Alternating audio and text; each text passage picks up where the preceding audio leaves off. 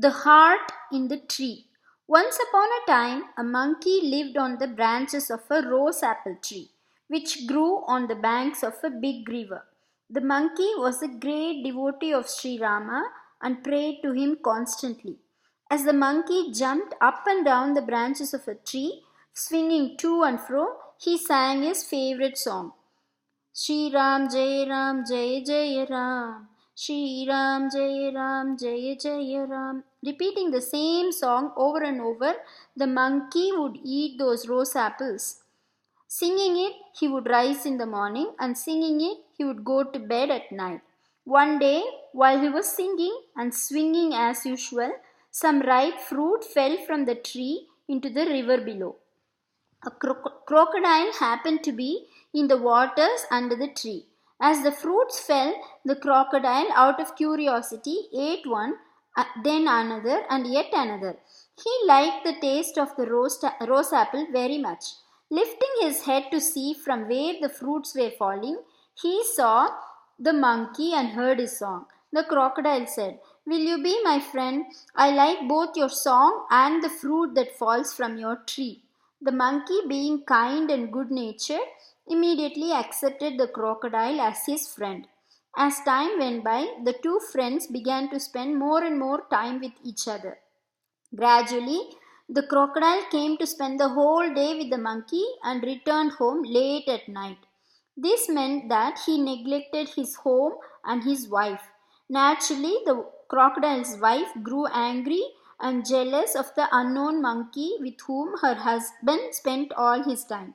Any request, any program to spend the day together, every effort on the part of the wife to keep her husband at home for some time would be in vain. Mr. Crocodile would put her off, saying, "We will see some other time. I'm in a hurry now. My friend will be waiting for me." And he would rush off without hearing a word his wife said. Mrs. Crocodile was sure that as long as the monkey lived, she would not have her husband to herself. But how could she get rid of the monkey?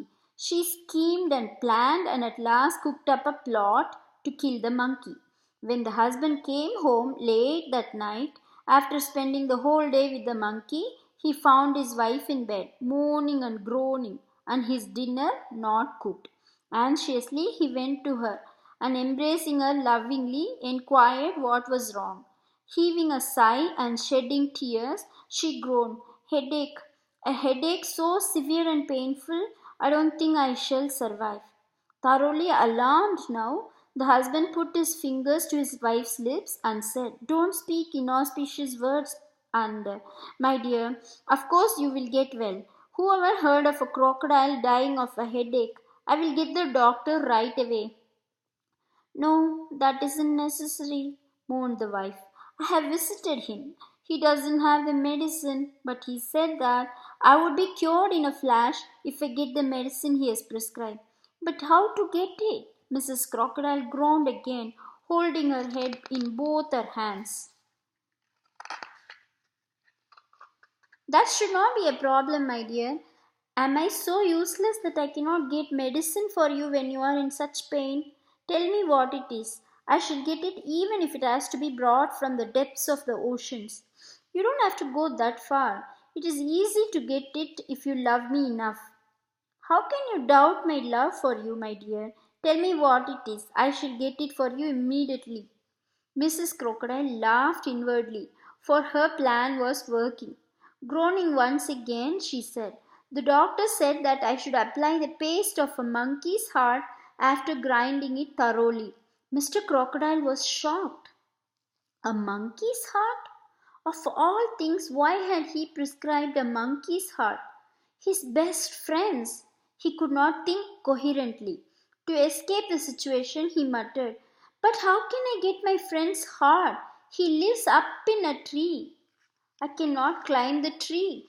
Mrs. Crocodile, with an assumed seriousness and show of pain, replied, "No, no, how can I expect you to attempt the impossible? But you can do one thing.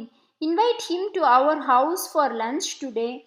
Carry him here on your back. I shall do the rest." Mr. Crocodile was crestfallen. He did not like the idea of betraying his friend at all.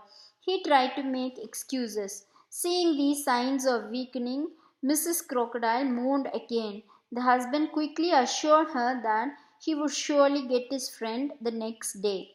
The next morning, a loud moan from Mrs. Crocodile awakened her husband, reminding him of his unpleasant duty for the day.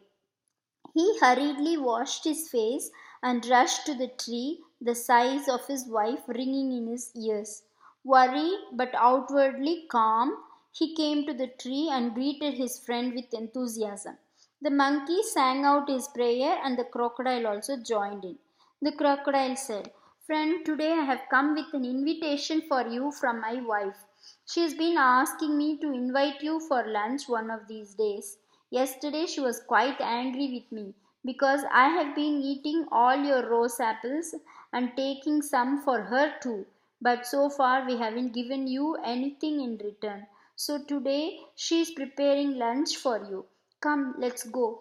The monkey was happy at the invitation, but he said, "How can I come to your place? You know I can't swim." "Yes, yes, I know, my friend. Jump onto my back and I will carry you there." The monkey happily jumped onto the crocodile's back, and the crocodile turned and swam towards his home. It has been so easy to fool this trusting friend. Now he only had to carry the monkey home, and his wife would do the rest. He shuddered at the thought. What a sin he was committing! He was carrying his innocent, trusting friend to his death. The monkey had always been a loving and considerate friend and fed him with fruit and taught him devotional songs, and he was repaying him with treachery. This thought brought tears to his eyes and they rolled down his cheeks. The monkey was taken aback and asked in concern, "Why are you sad? This is a happy occasion. Why are you crying?" The crocodile shed a few more tears and replied, "My friend, forgive me for deceiving you, but I am helpless. My wife has a terrible headache, and the paste of a monkey's heart is the only medicine. That's why I am taking you home." The poor monkey. They were in the middle of the river now, and there was no escape. Was he to die at the hands of an ungrateful friend? Then the monkey thought of his Sri Rama, the helper of the helpless and the strength of the weak. Why should he be afraid? He closed his eyes and fervently chanted his favorite song. Sri Ram, Jai Jai Ram. Tremendous strength came from within with this prayer, and the monkey felt calmer. A way out of the predicament suggested itself to him by the Lord's grace. He laughed gaily and said, "You're such a fool, my friend. Why didn't you mention this to me before we started from the tree? Now all your efforts are in vain." "Why so?" asked the crocodile, surprised to see his friend so cheery in such a tight spot. The monkey laughed again and replied, "I do not have my heart with me now. You know how afraid I am of the water. Fearing it might get wet, I hung it on the branches of the tree before I jumped onto your back. Now you are carrying me to your place, but what is the use?" The crocodile had a big body, but no brain. He did not see through the monkey's cunning. Glumly he asked, "What should we do now?" The monkey said, "Let's return to the tree quickly so that I can jump up and throw my heart down to you. The sooner the better, otherwise your wife will continue to suffer." The crocodile was happy at such an easy solution and swiftly swam back. In no time they were under the tree. The monkey jumped up in one swing and was safely back on the top of the tree. The foolish crocodile waited under the tree, expecting the monkey to throw his heart down to him. After a long time, he raised his head and cried out, "Please throw your heart down." The monkey laughed, and then he shouted, "Go away, you false crocodile. Show your face here no anymore. Don't show your face here anymore. My heart is within me safely, beyond your reach. God has saved me." The monkey went on singing the song of the Lord, while the foolish crocodile sadly returned to his